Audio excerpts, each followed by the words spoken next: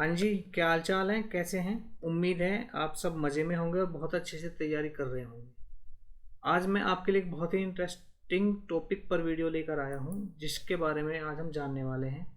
MiG 21 crash अभी 2 दिन पहले हुआ था राजस्थान में। असल में क्या हुआ था और इसके पीछे की बैकग्राउंड क्या है, क्यों ये अभी तक भी एयरफोर्स में बना हुआ है, वो सारी चीज़ें आज हम जानने वाले हैं। आज हम पहले जानेंगे एक्चुअल में क्या हुआ था। फिर हम देखेंगे कि फ्लाइंग कॉफिन किसे कहा जाता है, क्यों कहा जाता है, उसके पीछे का कारण क्या है।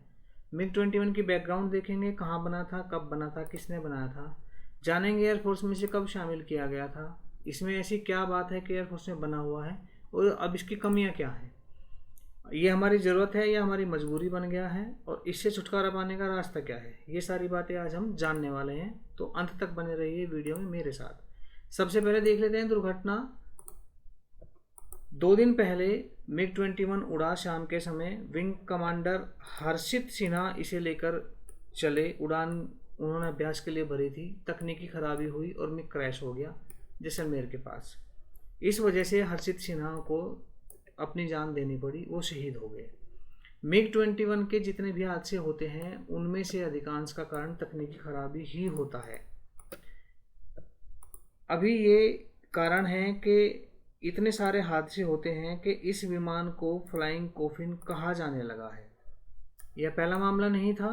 साल दर साल ये विमान हादसे का शिकार होता ही रहता है। इन हादसों से देश के बहादुर जवानों को, सैनिकों को अपनी जान से हाथ धोना पड़ता है, वो शहीद हो जाते हैं। इस वजह से इसे फ्लाइंग कॉफिन यानी कि उड़ता हुआ ताबूत कहते हैं। इसमें केवल सैनिकों को ही जान से हाथ नहीं धोना पड़ता है, कई बार इसमें आम नागरिक भी मारे जाते हैं। इस साल अगर देखें 2021 में अब तक 5 बार मिग क्रैश हो चुके हैं, इसमें 3 लोगों की जान गई है।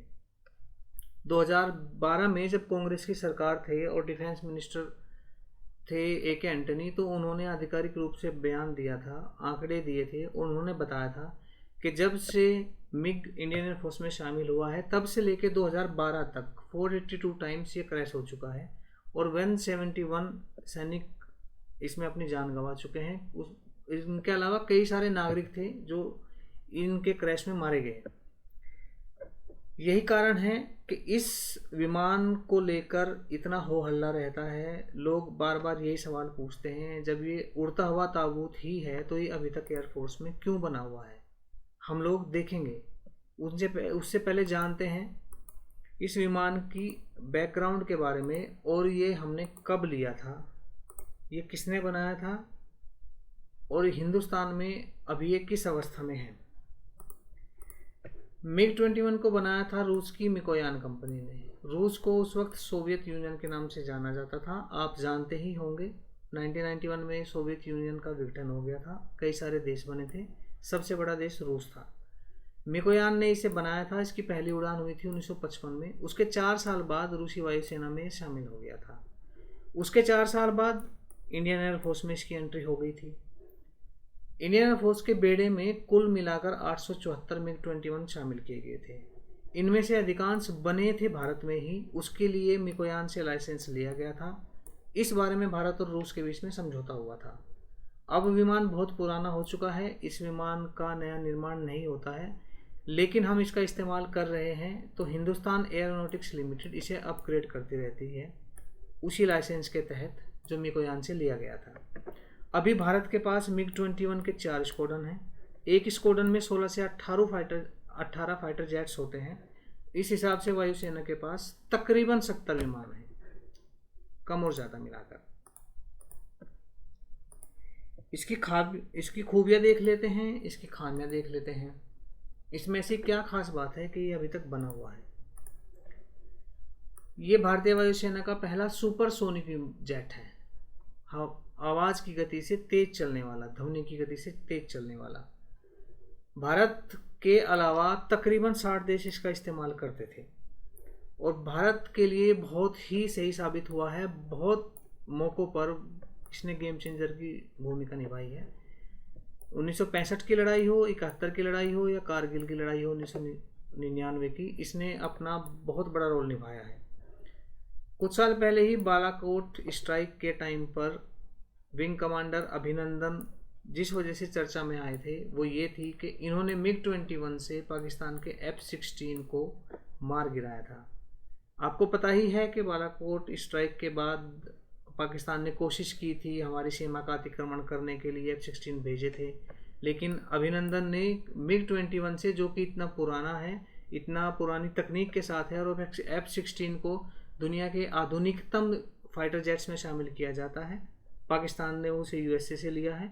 MiG-21 से अभिनंदन ने F-16 को मार गिराया। हालांकि सभी को पता है कि उस ऑपरेशन में खुद MiG-21 भी क्रैश हो गया था और अभिनंदन को पाकिस्तान वालों ने पकड़ लिया था, लेकिन मोदी सरकार ने इतना प्रेशर उन पर बनाया कि अभिनंदन को रिहा करना पड़ा। अभी भारत MiG-21 का जो संस्करण यूज करता है उसे MiG-21 बाइसन कहते हैं। ये MiG-21 का सबसे आधुनिक संस्करण है। इसमें बहुत ही एडवांस टेक्नोलॉजी वाली BVR मिसाइल लगाई जा सकती है, beyond visual range missile. Hindustan के पास एक ऐसी मिसाइल है जो देश में ही बनी है, उसका नाम है अस्त्र। ये सारी इसकी खूबियां हैं, इस वजह से ये अभी तक एयरफोर्स में टिका हुआ है। लेकिन अब इसमें कुछ कमियां हैं जिसका खामियाजा हम लोगों को भुगतना पड़ता है, उसकी कीमत चुकानी पड़ती है। बहुत पुराना हो गया है, बहुत अच्छे और आधुनिक फाइटर जेट्स आ गए हैं, उस सिलसिले में ये उनसे काफ़ी पीछे रह गया है। इंजन तकनीक पुरानी है, इंजन पुराना है, डिजाइन पुराना है, फ्रेम सब कुछ पुराने ज़माने का है। रूस ने खुद ही इसे 1985 में रिटायर कर दिया था। जो 60 देश इसे इस्तेमाल कर रहे थे उनमें से अधिकांश इसे रिटायर कर चुके हैं, लेकिन भारत इसे अभी भी ढो रहा है।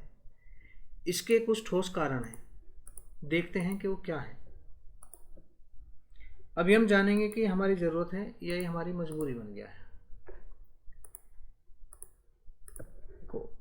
वैसे तो एयरफोर्स दुनिया में चौथे नंबर पर है, भारत की एयरफोर्स ताकत के मामले में, लेकिन उसकी सबसे बड़ी दिक्कत है कि उसके विमान पुराने हो चुके हैं बहुत सारे, और इन पुराने विमानों में सबसे ज़्यादा जो पुराने विमान हैं, सबसे ज़्यादा संख्या में भी हैं, वो MiG-21 है। पर हमारी मजबूरी है कि अभी 2-3 साल हमें इनका और इस्तेमाल करना है। इसका कारण है कि हमारे पास स्क्वाड्रन कम है। एक तरफ पाकिस्तान है, एक तरफ चीन है, दोनों आपस में बहुत पक्के वाले यार हैं, लेकिन हम लोगों के बहुत बड़े दुश्मन हैं, और दोनों का अगर हमें एक साथ मुकाबला करना है तो कम से कम एयरफोर्स के पास 42 स्क्वाड्रन होने चाहिए, पर अभी हैं 33 ही। अगर हम मिग को तुरंत ही रिटायर कर देते हैं तो उसके 4 स्क्वाड्रन कम होके ये रह जाएंगे 29 ही, 30 से भी कम आ जाएंगे। सुखोई के 11 स्क्वाड्रन हैं, MiG-21 के इतने हैं, जगुआर के 5 हैं, मिराज के 3 हैं, MiG-29 के 3 हैं, MiG-27 के 3 हैं। चाहिए हमें 42। पहले ये था कि 2022 तक हम MiG-21 को और MiG-27 को रिटायर कर देंगे, लेकिन अभी कम से कम 2024 तक हमें इस्तेमाल करना ही पड़ेगा। जगुआर को भी 2027 में रिटायर होना है।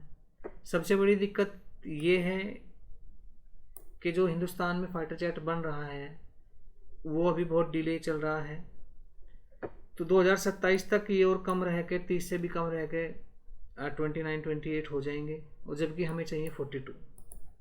तो इसके लिए सरकार क्या कर रही है, क्या किया जा सकता है, किस तरह से हम इस दिक्कत से बाहर आ सकते हैं, उस पर एक नज़र डाल लेते हैं। अगर हमें MiG-21 को हटाना है तो सबसे पहला काम करना होगा कि तेजस के निर्माण में तेज़ी लाने हैं। बहुत तेजस, ऑब्वियसली तेजस नाम है और उसके निर्माण में भी तेज़ी लानी है, इससे अच्छी क्या बात हो सकती है। बहुत अच्छा विमान है, पूरी दुनिया में इसका नाम है, अच्छे से इसने अपने सारे परीक्षण पास किए हैं, लेकिन दिक्कत यह है हिंदुस्तान में हर काम की तरह लटकता चला जाता है।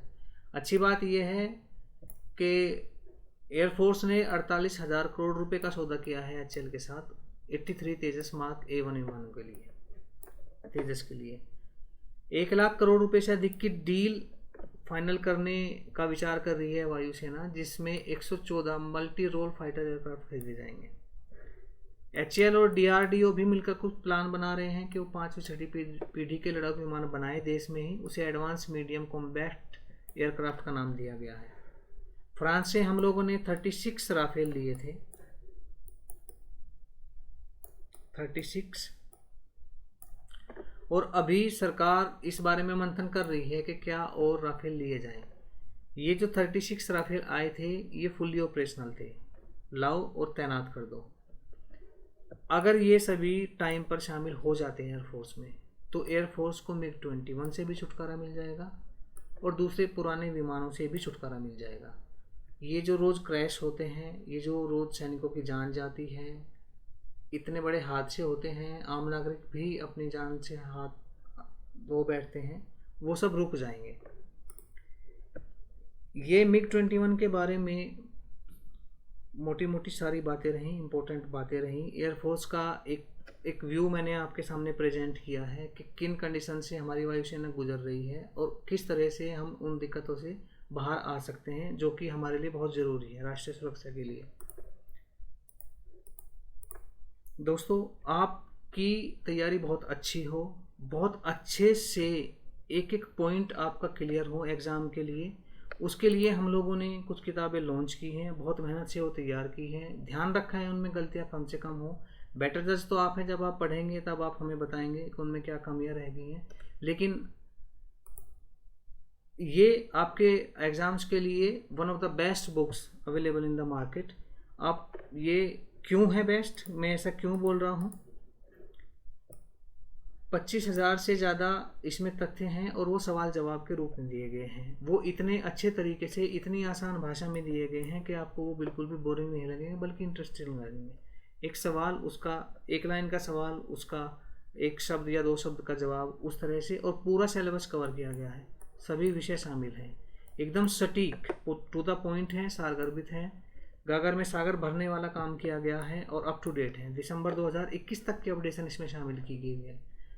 लिखने के लिए ही 25,000 नहीं है, गिनकर 25,000 से ज़्यादा दिए गए हैं। किस टॉपिक के, किस सब्जेक्ट के कितने हैं वो आपको आपकी स्क्रीन पर दिखाई दे रहे होंगे। मार्केट में ऐसी बहुत सारी किताबें हैं, अभी कुछ किताब लॉन्च हुई हैं जिन पर उन्होंने कवर पर लिख दिया है 50,000 से ज़्यादा तथ्य, लेकिन उसमें पेज इतने ही हैं जितने हमारी 25,000 वाली में है। तो आप खुद सोचिए, मार्केट में जाकर आप खुद देखिए कि जितने पेजेस में 25,000 फैक्ट्स आते हैं, क्या उतने ही में 50,000 भी आ जाएंगे? ये किस तरीके से पॉसिबल है, कौन सा गणित है? ये आप जब किताब देखेंगे खुद समझ जाएंगे। इसके अलावा छोटे एग्जाम्स के लिए भी हम लोगों ने एक बुक लॉन्च की है, वो 15,000 तथ्य हैं उसमें, उसी तरीके से हैं सारे सब्जेक्ट हमने इसमें कवर किए हुए हैं। किस सब्जेक्ट के कितने हैं वो सब आप यहाँ पर देख सकते हैं। इसमें भी गिनकर 15,000 से ज़्यादा दिए गए हैं, पूरी अप टू डेट है, आप इसे मार्केट से ले सकते हैं। ये सारी ही किताबें फ्लिपकार्ट, अमेज़ोन, उन सब पर उपलब्ध हैं।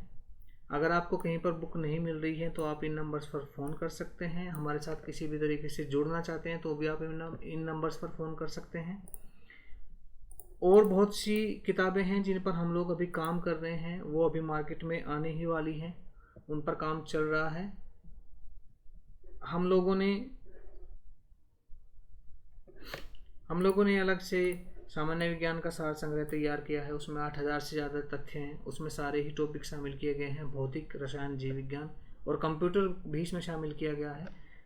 बहुत सारे एग्जाम्स ऐसे होते हैं जिनमें कंप्यूटर से रिलेटेड क्वेश्चंस भी पूछे जाते हैं, ये आपके लिए बहुत अच्छी बुक है। वो सारे एग्ज़ाम्स जिनमें हिंदी आती है, बहुत ही सिंपल लैंग्वेज में हम लोगों ने इसमें ग्रामर दी है, वो आप इससे तैयारी कर सकते हैं। बहुत ही सिंपल लैंग्वेज में थ्योरी और प्रैक्टिस क्वेश्चंस के साथ में मैथ्स तैयार की गई है। इसमें पुराने सालों के क्वेश्चंस भी डाले गए हैं और बहुत ही अच्छे तरीके से शॉर्टकट के साथ में आपको सॉल्यूशन दिए गए हैं, जिससे आप बहुत ही कम समय में और ज़्यादा से ज़्यादा एक कैलकुलेशन कर पाएंगे। इसी तरह से सामान्य बुद्धि और तर्क शक्ति परीक्षण है, हर एग्ज़ाम में मैथ्स रीजनिंग आती ही है। इन्हें हल करने के शॉर्टकट्स आपको दिए गए हैं, अच्छे तरीके समझाए गए हैं, आसान लैंग्वेज में है। और सबसे बड़ी बात है कि दोनों ही किताबें मैथ्स और रीजनिंग बायलिंगुअल हैं।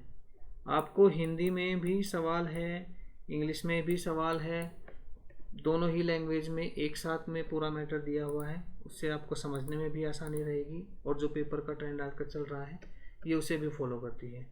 इसके अलावा इन किताबों के, जीके वाली किताबों के सारे इंग्लिश के वर्जन भी अवेलेबल हैं मार्केट में, आप मार्केट से इन्हें ले सकते हैं। फ्लिपकार्ट, अमेज़ोन पर हर जगह ये उपलब्ध है। आपको अगर कहीं नहीं मिलती है तो आपको ऊपर की स्लाइड में अभी मैंने फ़ोन नंबर्स बताए हैं, आप उन वहाँ पता कर सकते हैं। आज का वीडियो हम यहीं पर समाप्त करते हैं। कल और अच्छे टॉपिक के साथ और अच्छी जानकारी के साथ बहुत ही इंटरेस्टिंग तरीके में मैं आपके लिए एक नया टॉपिक लेकर आऊँगा। तब तक के लिए धन्यवाद। जय हिंद।